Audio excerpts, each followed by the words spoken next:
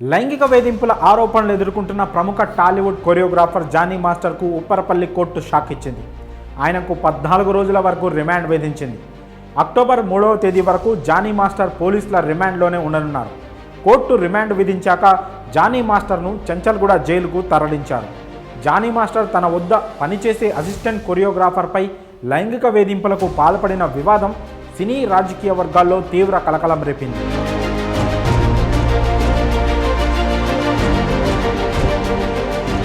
ఈ వివాదంలో Johnny మాస్టర్పై IPC section 376, 506, 323 subsection 2తో పాటు పోక్సో కేసులు నమోదయ్యాయి.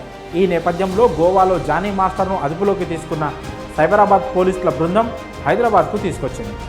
ఆ తర్వాత రాజేంద్రనగర్ సిసిఎస్ కార్యాలయంలో సీక్రెట్గా విచారించిన అనంతరం జానీ మాస్టర్ను ఉప్పరపల్లి కోర్టు ముందు హాజరుపరిచారు. ఈ సందర్భంగా కోర్టు జానీ మాస్టర్కు 14 రోజుల రిమాండ్ విధించింది. కోర్టు తీర్పుతో అక్టోబర్ 3 వరకు కొరియోగ్రాఫర్ రిమాండ్లోనే ఉండనున్నారు. ఆయన్ని పోలీసులు చెంచల్గూడ జైలుకు తరలించారు. మరోవైపు ఆయన బెయిల్ కోసం రంగారెడ్డి కోర్టును ఆశ్రయించినట్లు తెలిసింది.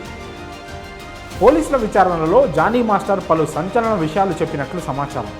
తాను ఎలాంటి లైంగిక వేధింపులకు పాల్పడలేదని, కావాలనే కొందరు తనపై ఫిర్యాదు చేయించారని చెప్పినట్లు సమాచారం. న్యాయపరంగా పోరాడి నిజాయితీగా బయటికొచ్చి తనను ఇరిగించిన వాళ్లను వదిలిపెట్టనని జానీ మాస్టర్ హెచ్చరించినట్లు తెలుస్తోంది.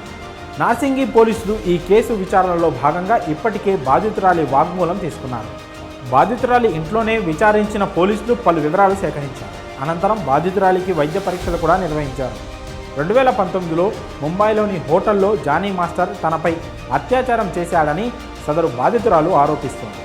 తన మాట వినకపోతే ఆఫర్లు రాకుండా చేస్తానని బెదిరించినట్టు చెప్పారు. పెళ్లి చేసుకోవాలని జానీ మాస్టర్ తనపై ఒత్తిడి చేశాడని బాధితురాలు తన స్టేట్మెంట్లో పేర్కొంది. ఈ కేసుకు సంబంధించి న్యాయ పోరాటం చేస్తాం, కోర్టు నిజాలు తేలుస్తుందని జానీ మాస్టర్ భార్య ఆయేషా అలియాస్ సుమలత కోర్టు వెలుపల చెప్పారు. ఈ కేసులో పోక్సో యాక్ట్ ఉన్నందున జిల్లా కోర్టులో బెయిల్ పిటిషన్ దాఖలు చేస్తామని జానీ మాస్టర్ తరఫు న్యాయవాది తెలిపారు.